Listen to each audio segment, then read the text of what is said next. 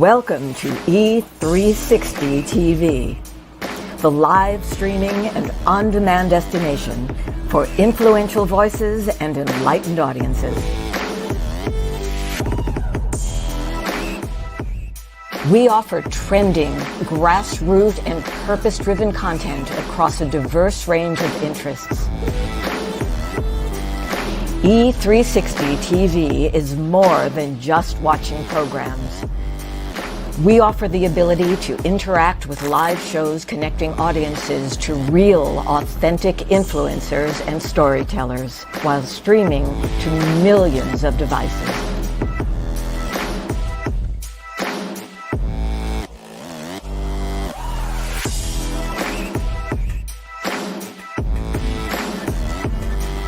Real experiences. Raw conversation. One destination for it all. E360 TV.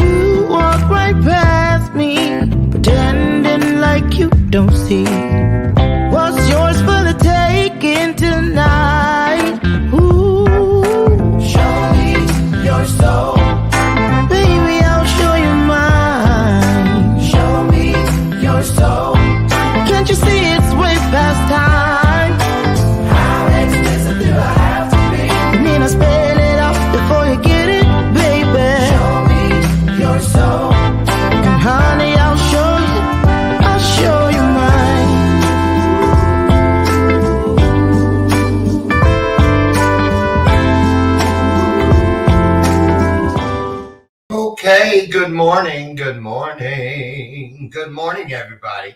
Welcome to today's installment of Bathrobe Moments. I'm your host, Lauren Michaels Harris, and in just a couple weeks, when the time changes back, is when I don the robes. They are ready. I have a brand new robe for season 7, and I might wait till January to bring that one out and use the one that is actually for this season, season 6, which has a theme of, you just heard it in the show opener, show me your soul, and yes, I will show you mine.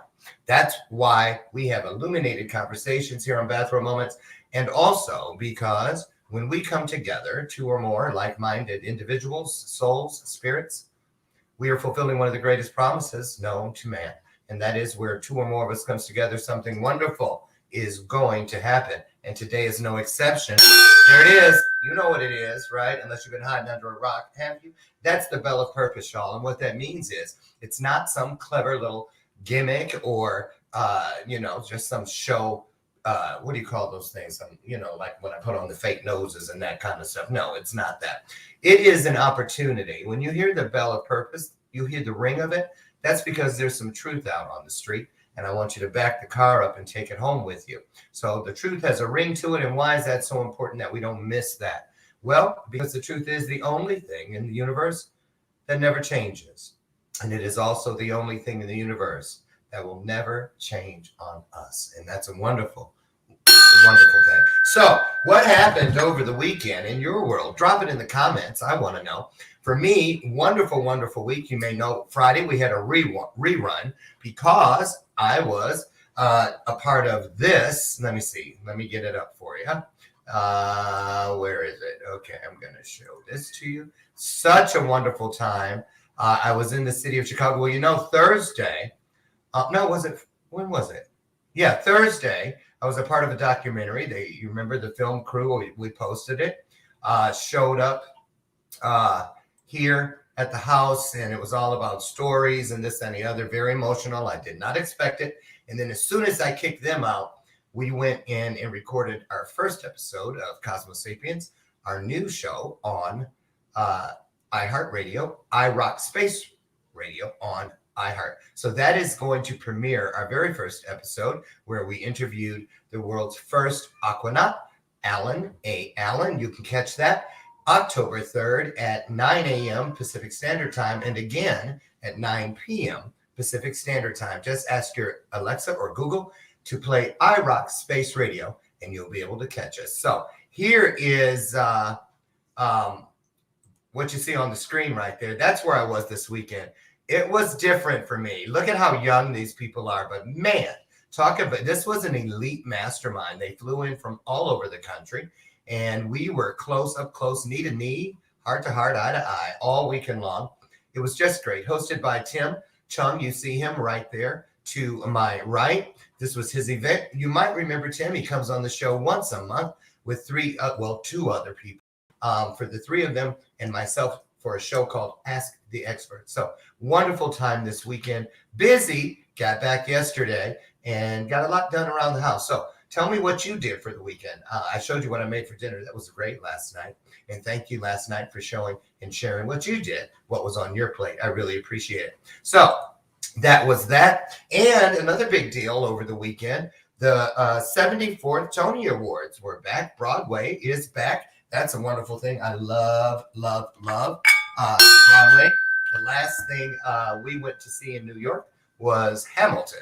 And so going to a show a couple weeks from now here in Chicago. I've seen it in New York. I'm going to see it here in Chicago with a different cast. Kinky Boots. Have you ever seen that? I'm going to go see that next Saturday. So anyway, hope all is well in your neck of the woods. It's shaping up nicely. The sun is shining here in Chicago. And looking for, I almost forgot. 1 o'clock this afternoon, y'all. I need prayers, light, and love. I am a big baby when it comes to this. I have to go and have a wisdom tooth extracted. I'm not even ringing the bell on. Okay, I better. Let me ring the bell. Jesus on the main line. Tell him what you want. I want some laughing gas or something. That's what I want. I'm telling you what, I'm so scared. Anyway, last thing, and then we're going to get our guest in here. My run on the cover of Shift Magazine is nearly over. I have until the last day of August. If you haven't gotten it, get over to my page. It's posted there. You can get in and read all about it. And also, so excited, simultaneously, for the next 2 years, on the very back of this beautiful magazine, Heart of Hollywood, you can find Bathrobe Moments. Yay! And you know I'm in their cover model contest. I got in 3 months late, got in last Saturday, and this Saturday, when I was at the event, they sent me an update. Y'all, thank you. Thank you. I am in first place because of y'all. I love you guys so much. God bless you. Thank you. All the money, each vote is $1, and all the money goes to help build schools in Ghana, Africa, and also the Philippines, and also in Giovanna Salas's home country of Mexico. So thank you so much for supporting and being the wonderful people you are. I love you, beautiful, beautiful people. I say it every day. I wouldn't rather be anywhere else in the universe except maybe Fiji than here with you. And I said maybe. So who do we have today? A first timer. He's never been here before, but I'm glad he's here now. His name is Robert Nathan. Let me tell you just a little bit because there's a lot to tell. But I can show you better than I can tell you. So let's start with this. Robert was born and raised in Chicago. Hey, Chi-town, with 6 brothers, 5 older and 1 was younger. He was always busy with hockey, baseball, football, and water. And then I see and snow skiing. Okay. However, Mary Ann, who's Robert's mom, was very strict when it came to school being first. Thankfully, her strict rules and positive influences paid off because he eventually at the age of 40, I'm kidding, I made that part up. He eventually attended Ohio State University. Now, I'm from Michigan, and we usually say, oh, how I hate. I'll let you fill in the rest. Just saying. After college, Robert spent most of his career in the medical field, with the last 18 years in neuromodulation field, focusing on providing relief for chronic pain and chronic incontinence patients. Oh, you may ask, what is neuromodulation? What is neuromodulation? Well, these include implantable stimulation devices, which are focused on replacing the natural electronic impulses of the body with electronic impulses delivered from the device itself. Things like pacemakers, spinal cord stimulators, can't stimulate a spinal cord, stimulators, deep brain stimulators, and sacral stimulators are just a few. Oh, couldn't you have just gotten a job at the grocery store? Lord. Okay, so there's more, but I'm going to let Robert tell you about that, because half those words, we have a rule on Bathrobe Moments: no words with more than 6 syllables. I'm just saying, that's public school for you. So Robert's on his way in. So you know what I ask every time when someone hasn't been here, and even if they have, let's be on our P's and Q's. Let's send lots of light, love. Throw some hearts on the screen, won't you please? But more importantly, put your heart into the conversation today. Let's pour into each other as Robert Nathan pours into us. Guess what? Here he comes, Robert Nathan.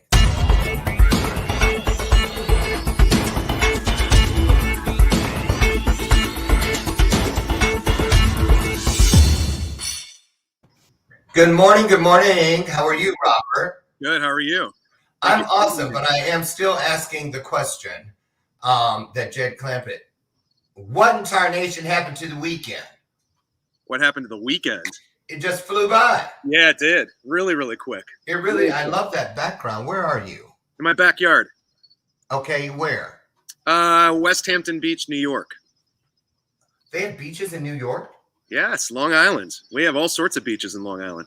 Wow, it looks nice. Yeah, it's not bad. It's my wife's plants right behind me, so it looks beautiful. Really tropical. Faith, right? No, they're real. No, Faith. Oh, yes.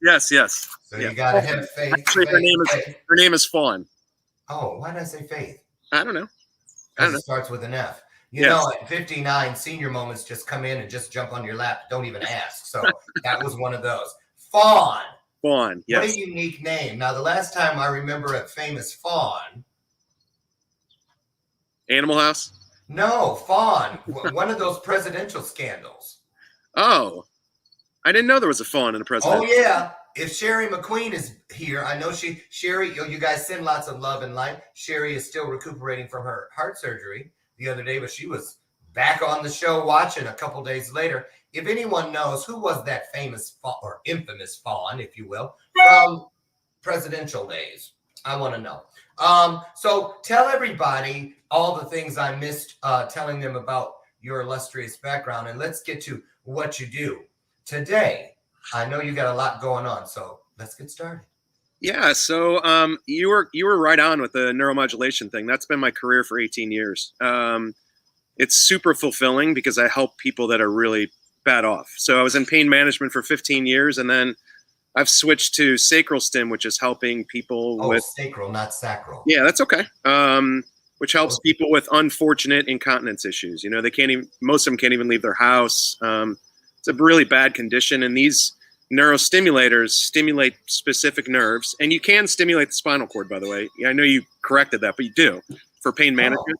But these devices that stimulate these nerves replace other nerve impulses, so it makes conditions better, and they're really successful, very, very successful. So I've been with my current company for 2.5 years and help a lot of desperate patients, and it's really, like I said, very fulfilling. Oh, it sounds like it. I've had who's that? Dr. Hal Blattman from Ohio, and he works at 2 hospitals, one in Ohio, and then he flies the rest of the week to New York City. Okay. And he believes pain. He says pain is in your head. That pain we should work on just getting rid of pain completely. Right. And so great things. A lot of people dealing with chronic pain. I had a brother-in-law just the beginning of COVID committed suicide because of the excruciating pain that he just could not deal with it. And I'm telling you, it's, a lot of, I'm just going to say, and put it out there. Because in our family, we thought, oh, Joe, come on now. It's been 8 years since you had those 2 back surgeries. And, he'd have a baggie with his little screws in it that they take out. Look what they, And it wasn't until I heard the final voicemail he left my nephew, Joe Jr., and I couldn't even listen to the whole thing. His voice was like quivering as if he was in a frozen tundra. And he was just like, I can't take it anymore. I just can't take it. And he meant it because he took his own life. So yes, it is a lot worse than people think. And I remember saying to you guys, if you have someone who's saying in your life about, expressing about the chronic pain, and we think, oh, they're just, listen, if it's real to them, then it's real. It's real. Bottom line, it's real. So I'm glad to hear that there are some people out there helping. And thank you for that. I wanted to ask you about, I found some, you and I have a mutual friend. Your name came up Friday. Yeah, Charles Maddox. He says hello. You know that's the one. I said friend. I'm just kidding. He just texted me and said, tell him I said hi. So. Just now? Just now. Good, because I told him, I said, Charles, you're on tomorrow. Cancel on me, and I'm going to be standing on your front porch by Wednesday minimum. Seriously. I'm going to be waiting, and I'll be in drag, so you won't even know it's me. You won't. I'm telling you, I show up like this all the time. See, so funny. Wouldn't even recognize me, would you? That's right. Noxema Johnson will be, not Jackson Johnson. Hi, Wesley. How are you, Wesley Snipes? So anyway, I know you do a lot of things. You're a father of 4. I find that very interesting. I grew up with a bunch of sisters. You grew up with a bunch of brothers, but then you had these. Yes. Oh, wow. Look at that picture you found. Yes. Now they're a little older now, aren't they? Yes. 15. The twins are almost 13, and the youngest is 9. Oh, the twins on the over to the right. The 2 outside are almost 13. The little tiny one's almost 9, and then the one in the middle is 15. Oh, the 2 outsiders are twins? Yes. Wow, I was thinking it was the one in the middle and the one to the right. Oh, no. I know, because Laurel's slouching, so she looks tiny. But no, the 2 outside are twins. Okay, so wow. 4 girls. Do you have a license to carry, Robert? Because you're going to need it. So, yeah, working on that. Okay, I'm just letting you know. Yeah. I'm just letting you know. And you also, and this is where you and I connect, fancy yourself a chef. Yes. So I, that chef Nirvana. So the word Nirvana is, I grew up with that word because it means meditation and, and it has a big place in my heart. So my wife created Chef Nirvana, and I've been cooking a lot for the last 10 years, but just recently in the last few years, I'm an avid home chef. I do, feed 6 of us, but then I also do like private dinners and private parties. And then the one thing that I did that I really, really enjoyed, and I haven't done it since COVID because they're not doing it, is I cooked at a church in Riverhead, which is a town over here that unfortunately has a lot of homeless and a lot of poor. So I cooked one Monday a month to feed like 70, 80 people. It was awesome. And wow. So I really miss it because they haven't done it since COVID. The church hasn't reinstated it, but I'm hoping they do soon. Yeah, right. My church, before we moved to Chicago, did that. And I used to love and go and do that. And they too have had to cease that due to COVID. Now, there's one other child that I want to know a little bit about. This one. Wow, that's a good picture. That's I don't even know if I was 1 year old there, but that's a long time ago. You look the same. Yeah. Well, thank you. You look the same. So you also, and this is the last of the photos, but I love this one because there's some story behind it. So let's tell everybody why this is so important to you. It's hugely important to me. What are we looking at? So that's a group of riders called the West Hampton Liberty Riders. They invited me to join after I started cycling just over a year ago. I reached out to them through Strava, and then I knew a few people in the group, and I've been riding with them ever since. They're just the warmest, sweetest, nicest people, always supportive of each other. There's all different levels of riders, but you'd never know it because they all look out for each other on the road and, always wait for each other. But they're a really great group of riders. Okay. Well, it's a beautiful picture. So let me ask you, I noticed in your, on some of your social, mind, body, and spirit. So let's start with that. Talk about what you do with that and why it's important to you and why it looks like you lead with that when you Yeah. lay your credentials out on social. So let's talk about that. So my wife and I are both very spiritual people. We might not be the most religious people, but we're definitely very spiritual. We live our Two totally different worlds. Yeah, we live our lives that way, and we guide our children that way. So living a spiritual life to me is super important, and that strengthens your mind and makes you a healthy person, I think. But as far as the body side of it, I've a few years back, 10, 11 years ago, I had a scare, and I was like 240 pounds. I was working out all the time, but I couldn't lean up, and I had like a 42-inch waist, and I just felt awful. And I had terrible GERD where I felt like I was having a heart attack every day. It was terrible. And went to a gastro, got checked out, and they told me I may have had Barrett's esophagus or esophageal cancer because I had ulcers in my entire esophagus was white. So, Really?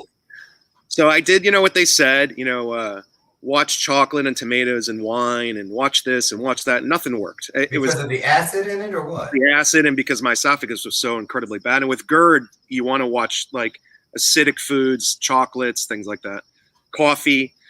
So nothing was working. No matter what I did, it didn't work. So I sat down with my wife because we're foodies and wine drinkers and social. And I said, listen, I'm going to go gluten-free. I'm just going to do it and see what happens and see if it works. I don't know if it was a shot in the dark at that point. So for 3 weeks, I was in major gluten withdrawals. It was crazy. And I was like sweating through 3 t-shirts a night, and I felt like I had the flu. And wow. But in a month, I went from 238 pounds to 202. And my waist went from a 42 down back to a 36. And now it's a 33, 34. In 2 months, I went back for a scope, and my entire esophagus was pink and healthy. You would have never known that I had anything. Thankfully, I scathed the Barrett's esophagus and the cancer. But my point of telling that story is that decision changed my life. And so the body side of me is I'm really neurotic about making sure I take care of myself. And it's not that, and I never push it upon anybody else. It's my own private venture, and I do it for myself. And my wife is very, very, very healthy in the same way. She's always been fit since I've known her. Even after 4 kids, she's probably in better shape than when I met her. And so the most important part of that message is that it's all come down to our kids. And they're super healthy. They're super fit, and it's all on their own. They see my wife and I do it. 3 of them are dancers. One of them does my wife's sculpt classes at not even 13 years old. I took her at 5:30 this morning for a class. Oh, wow. To go. So on a school day, yeah. I'm a big part of our family. And so the mind, and that for me is probably the thing that feeds my mind the most is the fitness and just eating healthy and working out all the time. And I'm an avid cyclist, as you saw, and just means a lot. Those 3 things mean a lot in our lives. So, Robert, you've been in the medical field in one form or another for what, 18 years, right? Or so? Well, I was in capital equipment in the medical field before that, but touching people's lives for the last 18 years. Okay. So more recently with the work that we were just talking about, if you could, because you hear a lot of backstories, I would assume. Sure. From the people that is it like, okay, let me just, here's what I'm picturing. I'm picturing you're like a pharmaceutical person. You go to different hospitals or private physicians. Right. So I'm in device because I provide implantable devices, not medications. Right. I work with physicians who do these cases to provide it to patients. Bye, honey. Have a great day. I support the cases. I most importantly, support the patients. Once a patient has the device in, my team and I are at arm's length away if they have any questions, if they need help with it. So we're constantly communicating with patients through our system to make sure that they're successful with the therapy. Okay. Honey, What's that never mind, Times machine. It came to me. Bye. Have a good day. Is it Tins or Tins machine? Tens machine. Tins machine. Right. So when I was reading about what you do, it made me think of the Tins machine. And when I had my knee replaced, before I had it replaced just for the pain, right. they gave me one of those to stick when I would go to therapy. Is this a similar type thing?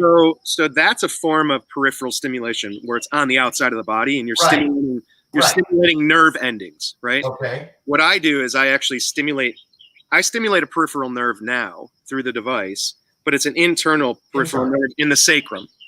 When I was in pain management, we were actually stimulating the spinal cord, the central nervous system. So what you're talking about is the peripheral nervous system. We are stimulating the central nervous system. So we do all internal stimulation, where what you were using, which is great, is an external stimulator. Yeah, to get something to the muscle. But when you're doing it internally, it's going straight to some organ or... Straight to the nerve. To the nerve. Right. So I'll just tell you, not to make it too complicated. So the device that I work with now, we stimulate the S3 nerve, which is one of the 5 sacral nerves down, at the top of your buttocks. Okay. By stimulating that nerve, we're sending a message to a control center at the base of the brain that controls pelvic floor function. So we're sending a message to the brain evaluates the message, and then sends a message back to the pelvic floor to function properly. So I'm almost reprogramming this center and re-regulating it so it sends proper messaging down so the patient functions more properly. I'm going to tell you why we try to take somebody who's got a condition and push them as far back to pre-condition as possible with stimulation. Okay. So I'm not even sure that this is congruent, but it popped in my mind when I was reading about you way back when I was reaching out to you to come on the show. Mm-hmm. My husband has an aunt who's had like 2 knee replacements, 3 hip surgeries. Okay. And she basically is a prisoner in the house. She don't want to go out because she's only in her early 60s, and she doesn't want to use the walker and stuff. And COVID, we all put on a little bit of COVID 20, 10 on each side. It's gone now, but we had it. My question is, who benefits from these procedures the most? Are they people with spinal cord injuries? Who? Because you're talking about chronic pain. So who out there, here's a better way to put it, what kind of people may not know that this could be the light at the end of the tunnel for them, or at least the beginning of some relief from their chronic pain? Who? So most of the people that benefit from a spinal cord stimulator, which is for chronic pain, are people that have low back and leg pain. And low back and leg pain caused by post-surgical pain. If somebody gets a fusion or laminectomy and they have post-surgical pain, that pain can be so incredibly debilitating. I mean, I've seen people in wheelchairs because of it. People that have spinal stenosis, where, as you get older, your discs shrink. And that's why you shrink. As you shrink, if they shrink too much, the windows where the nerves come out get super narrow and they compress the nerves. That's called spinal stenosis. There are surgical treatments, and I have very good friends that are neurosurgeons and orthospine surgeons. There are surgical treatments to address those ailments. But if there's not a surgical option, spinal cord stimulators can be very, very effective. So I'm just wondering, do you only hear about this when you need it? I mean, how would a person know that this is something that could benefit? Is this, do you have to go to a specialist, or would your Right. So I didn't mean to interrupt you. I'm sorry. No, I'll just put it to you this way. In our country, there's this problem where chronic pain patients don't make it to the specialist, and they stay in primary, they stay in other offices, and they don't make it to the specialist. The specialists, the pain management specialists who are anesthesia trained or PM&R trained, or the neurosurgeons or the orthospine surgeons, are the ones that are going to offer this therapy to patients because they have the treatment regimen to get to it. Right. So if a patient comes into pain management, they're not going to go to a spinal cord stimulator. They'll go through physical therapy, maybe an injection or 2 or 3, medication if necessary, and then fourth tier treatment or third tier treatment is the spinal cord stimulator. Okay. But when patients get it, as I said earlier, I dealt with very, very, very desperate patients. And during the crazy opioid epidemic, that a few years back, that was really scary. I mean, it was bad. A lot of patients that I got were, had gone through so many different treatments, and a lot of them I met, unfortunately, had been on opioids for years and years and years. Exactly. And so this was like a godsend for them. It's a godsend. So I saw people's lives change within a day or two, because once you replace the natural nerve impulses with neuromodulation, you can literally turn a switch. Patient can go from super incontinent to regular, sleep through the night, have a good day. Can go through from having severe back and leg pain to just feeling a mild paresthesia or tingling, and it takes away the pain. It's just, I've seen miracles with these devices. It's really incredible. Sounds like it. I got some questions myself. When we come back from this brief commercial break, I want to get into it with Robert Nathan about, I want to talk a little bit more about this super incontinence. I'm 59, and trust me, I used to be like, I'd go like, oh, I think I could pee. I'll hold it. Now it's like, is that a pee? I mean, where'd he go? To the bathroom. That's where he went. We're going to talk about that, because I want to know if Robert knows about some things that we can do. How do we know when we need to do something ahead of time before it gets too far? We love to self-diagnose. You guys know it. We do. And we're going to talk about when it's a good time to do that, and when you really need to get another opinion.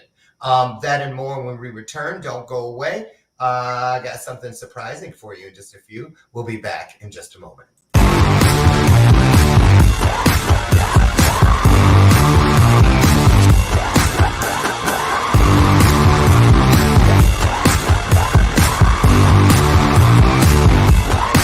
Except I received this insight about a title called Prisoner of War.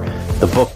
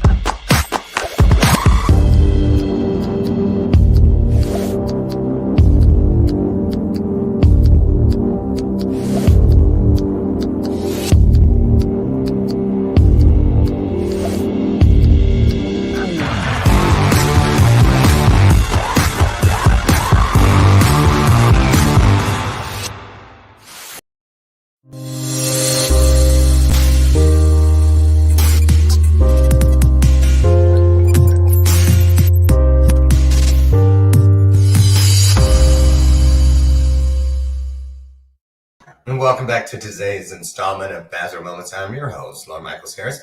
Before we bring our guest back in, Robert Nathan, V8. My monthly supply did not come on time, so I guess they said it'll come today. So in the meantime, there it is on the screen. So let me see. Can I move that? Nope. I guess I got to come over here or something. There it is. Which way? There, V8. What I love about this, as you see right there on the can, 100% vegetable juice from concentrate, 60 calories per can, and 2 full servings of vegetables. How easy is that? I get mine in every day. I used to drink Diet Coke. I used to drink the power drinks and whatnot, but I ditched that for a better choice. Small shifts, big changes. That's how I believe. Thank you, Harrison, for that. Harrison Klein, that's his saying. But it's so easy to find and easy to incorporate into your daily life. Head down the juice aisle in your nearest grocer, and you'll find it. In my store, it's right next to the Kool-Aid boxes. I don't know where it is in yours, but I guarantee you it's in there somewhere. Get a V8, pop the top today. So let's bring Nathan, Mr. Nathan, Robert, back in. How are you? Thank you. Good. Now, before we went to break, we were talking about all kinds of things. But I wanted to ask you something. From time to time, especially since the demise of my brother-in-law, I'll see someone. I saw a woman a couple of weeks ago in the Target parking lot, And I am not kidding you. I went in, I just needed one thing. I passed her on the way in, and on the way out, she still hadn't made it in. And every step she took, you could just, I kind of flinched every time. And I was like, man, I wonder if she's dealing from chronic pain like Joe. How does a person know when it's time to quit pushing it? And what level? You know, when you go to a doctor, sometimes they got those smiley faces on the wall and they go point to the face from to as far as your pain on a pain level. You know, mine's the one way at the right. I can't take it. How does a person ascertain that they might be dealing with chronic pain and no one's told them? Are there any signs other than just it hurts? I mean, listen, I'm going to use a comparison. I mean, if you wake up in the morning and go into your kitchen and you have severe left chest pain, where do you go? You go to a cardiologist, right? I mean, if you have severe pain, you go to pain specialists. It's so many people try to treat themselves, but if you see a woman that's taken a half an hour to walk into a Target store, that's a problem, right? So there's so many incredible specialists out there, and I've worked with a huge handful of them, but just a sliver of what's offered across the country. And they're very, very good. And people think, oh, I'm not going to go to a pain physician or a neurosurgeon because the pain physician just wants to put me on drugs and the neurosurgeon wants to just cut me open and do surgery. No, it's exactly. Not the case at all. It is not the case at all. There is most of them, 99% of pain physicians are super conservative.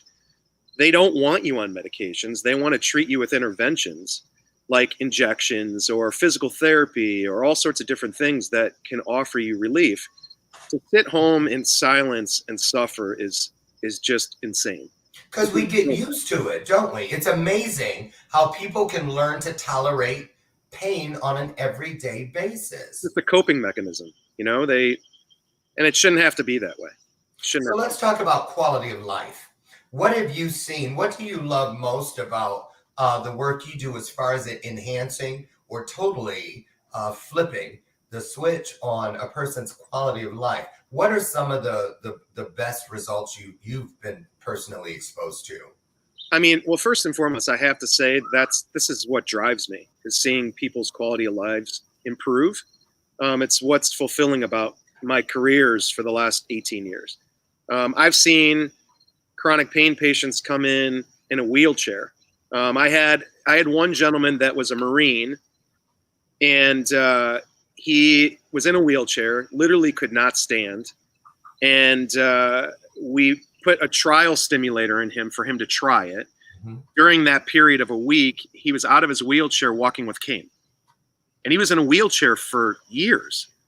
I've seen a woman that told me in the pre-procedural meeting when I meet the patient that she knows every single solitary exit from her house to her daughter's house, which is 45 minutes away, and she stops like 3 or 4 times on the way. She knows the codes for the doors of the gas stations. She knows where to stop. And then on top of that, she wakes up 6 to 8 times a night with no quality life. We did a procedure on her, and she was going 8 times a day and was sleeping through the night within a day. So I've seen just neuromodulation is really truly a miracle. There's medical and mechanical engineers behind the scenes and medical advisory boards that I have the privilege of working with that are just masterminds. They're just unbelievable. And what comes out of their heads to create these devices for people is really it's astounding.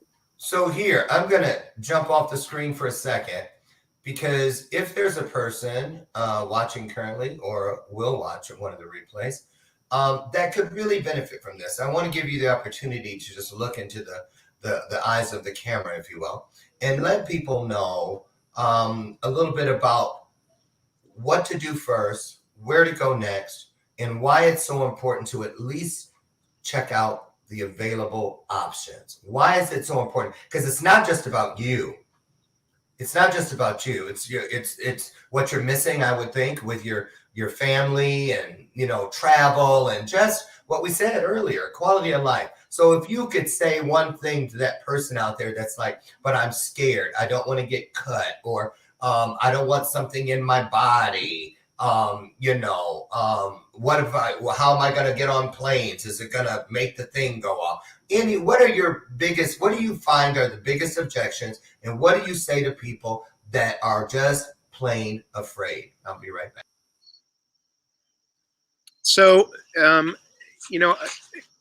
first and foremost, if you have any type of condition, whether it be pain management or incontinence, which has been my specialty for the last 18 years, the areas I've worked in, you shouldn't hide, and you shouldn't stay home, and you shouldn't destroy your quality of life and the ones around you, because it's not a single person ailment, it's a family ailment. And it's really important that you seek help from a specialist. I support the specialists. I'm not the specialist, but you should, if you're in pain, you should go to a pain physician. If you're having incontinence, you should go to urology or colorectal or urogynecology and get help. It's important. Don't hide. And as far as the devices, they're so incredibly small now. So if you know somebody that has a pacemaker, you'd never know in a million years they have a pacemaker unless Right. they, hey, look at my scar here. I have a pacemaker. The same thing with our device. The device that we sell for incontinence is 5 cc's. It's like the size of an Andes mint. It's tiny. This little thing that sits right at the top of your buttock, so you don't even feel it. And no one would ever know you have it. And if it could change your life for a 2.5 centimeter incision. And what does it do? How does it do it? So it stimulates the S3 nerve. And the S3 nerve is the direct pathway to a control center in the brain called the pontine micturition center. And then the pontine micturition center gets reprogrammed from these messages, and it sends proper messaging back to the pelvic floor. And then with spinal cord stim, you stimulate the spinal cord. It sends messages to the brain. The brain evaluates those messages and sends proper messaging back to the areas where you have pain, depending upon where you put the wires, and masks the pain. So what's really going on with incontinence? A lot of people think, oh, I just can't hold my urine anymore. What is really happening? I want to know. I'm not a specialist, but I can tell you from my experience that Right. it's bladder dysfunction most of the time. The detrusor muscle is not functioning properly. It's also issues with the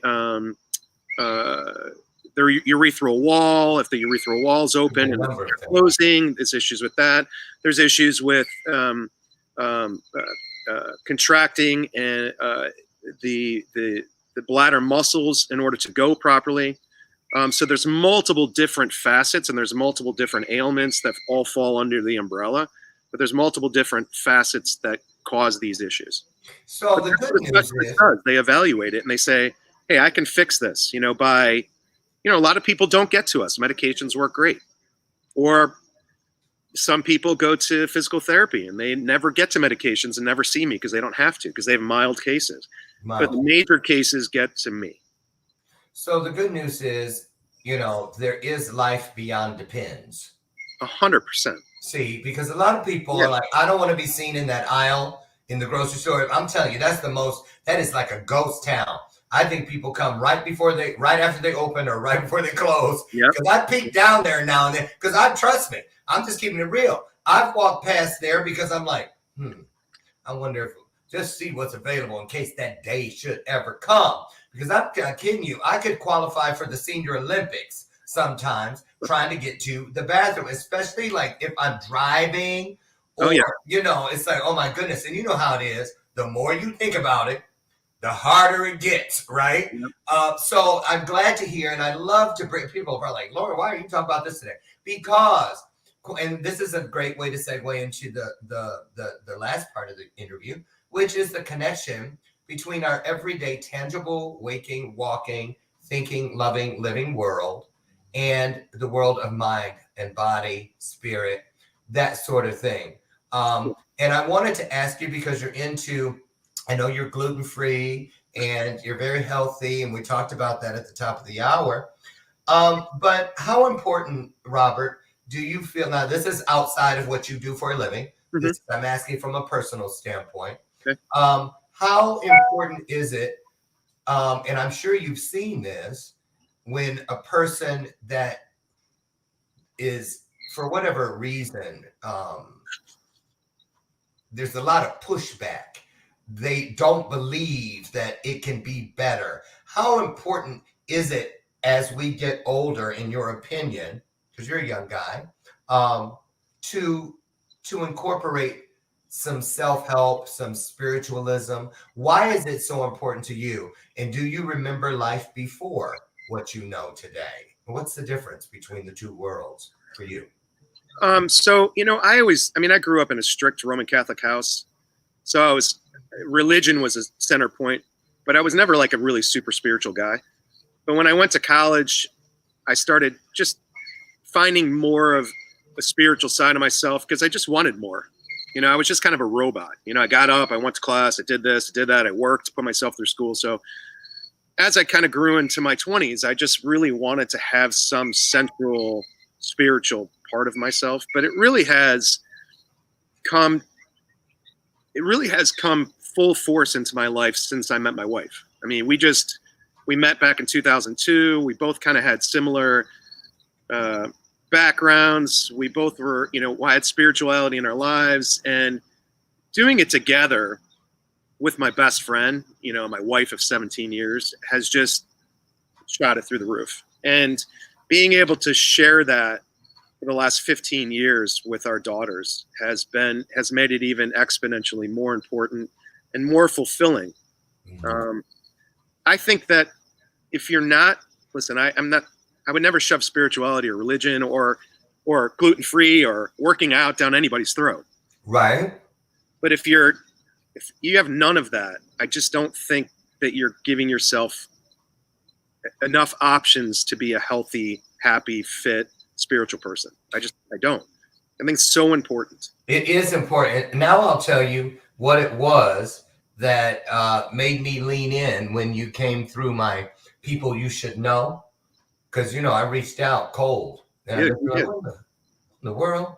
I don't even know this guy. But whenever something kind of grabs me by the spiritual collar and pulls me closer, I get in there and I look closer. And I'll tell you what I found, which is what it was all leading to, is I look in there, you and your wife, it's clear, it's undeniable. There is a source of happiness that runs very deep. Yes. Between it's just a quality of life thing. That is, I think that should be if you were coaching with me, I would tell you to use that as your lead. Yes. Quality of life guy. I'm the purpose guy. I got a wall of purpose, I got a bell of purpose. Purpose is my thing. Quality of life just illuminates all around you. Your kids, you're thriving through the portal of quality of life. And that's truly why I brought you on today. Thank you. To share with people why is that so important to you? And you keep going back to when you met Fawn. Was the quality of life, that mindset, those 3 words, quality of life? See, there's that 12th grade education again. That and I was literally under here counting them on my fingers. Quality of life. 3. How different is your quality of life since you stepped off that initial slab of the I'm going to do better sidewalk and started walking around the block that you are still walking around today? Because a lot of people, I'm just saying this because, I just know a lot of people, they think it's a clever phrase, quality of life, until they don't have it. And there are things we can do to help indoctrinate things into our journey that ensures that no matter where we find ourselves, there is quality of life. So I have an answer for that. And the people that, like before I met my wife, I had a good life, but I didn't have a quality of life. Like I was a robot, always working, always traveling, always, I think the reason why people don't grasp the concept and don't work towards it, and the word work is very important because it takes work, is because we live in a society of immediate gratification. And everybody wants something now.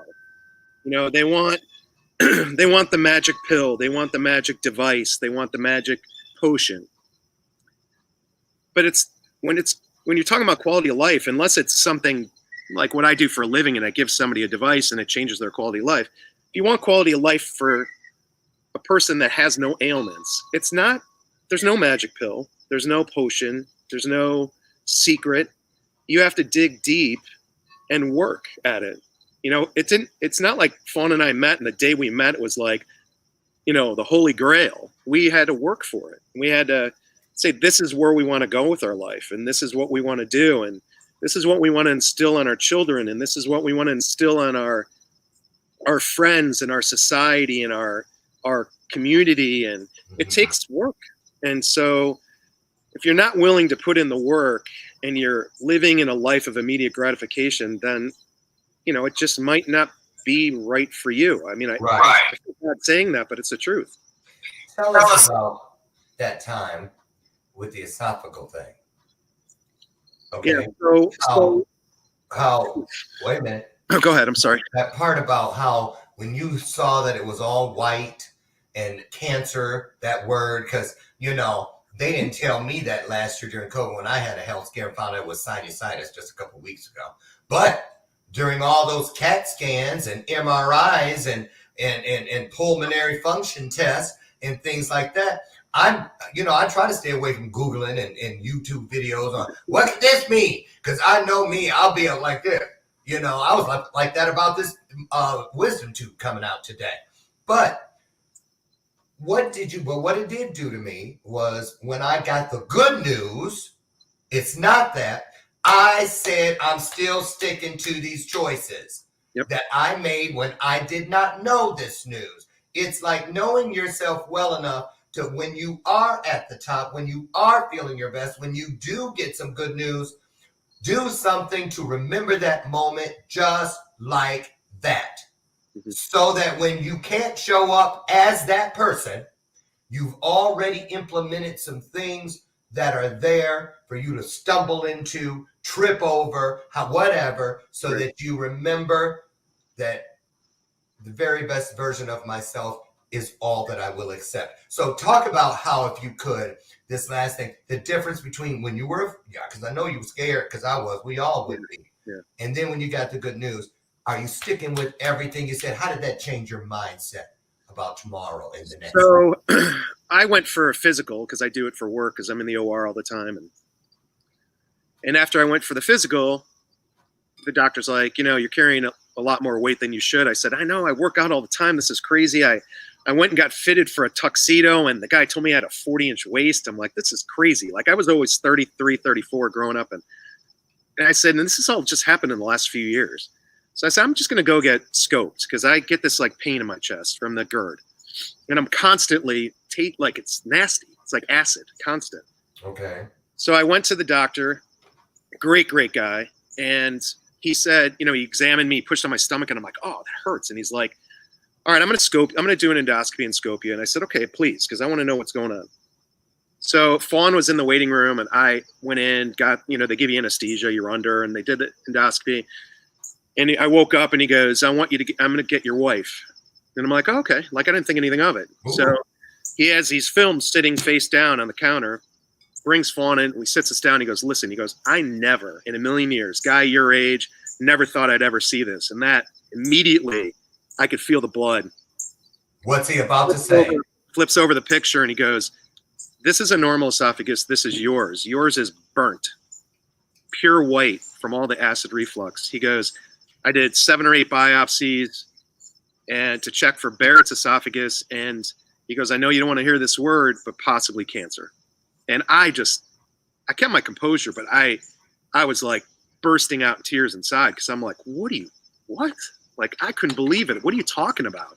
Hashtag blindside. Right. So you have to just a couple minutes. Okay. My daughter. Bro, I already know. She's already. Like, I don't care if you're on with Oprah. I stole her computer. Huh? Oh. So I like I said earlier, I was just like, I've got to do something.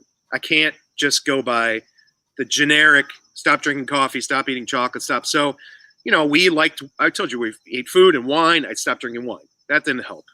I stopped spicy foods. That didn't help. I stopped all sorts of stuff. Didn't help. And that's why I went gluten-free. And, it changed my life. It changed everything in 2 months. I mean, my esophagus, like I said, was pink in May. And that March is when I found out. May is when I got scoped again. It was perfectly pink. Wow. There was nothing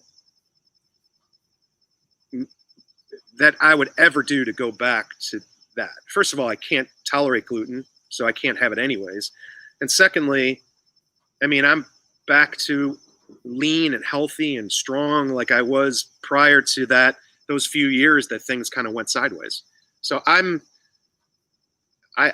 believe that gluten is an inflammatory for every human being, but again, I'm not a preacher, so I don't preach it. But if someone says, man, when I eat gluten, I kind of feel a little weird, I may chirp in and say, hey, try stopping it, because you might be surprised how much better you feel if you do. And I've had so many people say, man, Robert, I'm glad I listened to you. It's so unbelievable. Like, look at how lean I am. I feel so good. I sleep through the night now. I don't have GERD, because when you lay down, GERD gets really bad. Yeah. And it's just changed my life. I would never, ever go back to, never in a million years go back to. It's obvious. It's obvious that you've made some great choices, and that's why I had you here today, Robert. Thank you very, very much. Oh, of course. Our pleasure. And you guys out there, you see, you can have Andre Rush on a Monday and have a guy like Robert Nathan, never been here, talking about a variety of things, but they all come back to quality of life. I want you guys to remember, as we move into this next week, this next month, this next year, no matter where you find yourself in life, never forget, we each are wherever we are at to choose for ourselves. And so don't wait. Always, if something persists, if something doesn't feel natural or normal to you, reach out. Have a conversation, ask somebody. Don't carry it all by yourself. Things that destroy us can only get there if they keep us all alone. Never forget, it is the power of we, not the power of me. So get out and have another illuminated conversation somewhere today with someone. I want to thank you, Robert, for coming and pouring into us. I truly appreciate it. You're welcome back anytime. Whenever you got something new, I think you should write a book about this. I really do. I think it could service and pour into a lot of people. And for you guys out there, here it is. When you woke up this morning, or whenever it was you woke up, in case you're catching a replay, just remember, you were already great. You've already beaten the greatest odds known to man by being born. Don't think you need to write today's leg of your story using all 26 letters. Just look for one E and one R. Take great to greater, bright to brighter, strong to stronger, and bold to bolder. That's it, and I'm sticking to it. I'm Lauren Michaels Harris. I want to see you tomorrow morning out on the front porch at 8 a.m. Central Standard Time, God willing, so we can do this all again. And what's that? Have an illuminated conversation, pour into each other, and fulfill the promise where two or more comes together. That's tomorrow on your next episode of Bathrobe Moments. Robert, thank you again. I really appreciate you. God bless you. Thank you very much. God bless your entire family. Thank you. Bye, everybody. Be good to yourselves and better to everyone else. Bye-bye.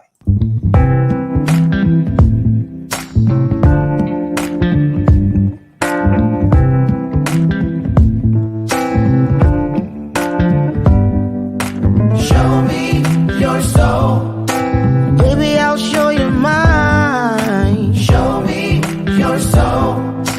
Honey, it's way past time. How expensive do I have to be? Need I spell it out before you get it, baby? Show me your soul.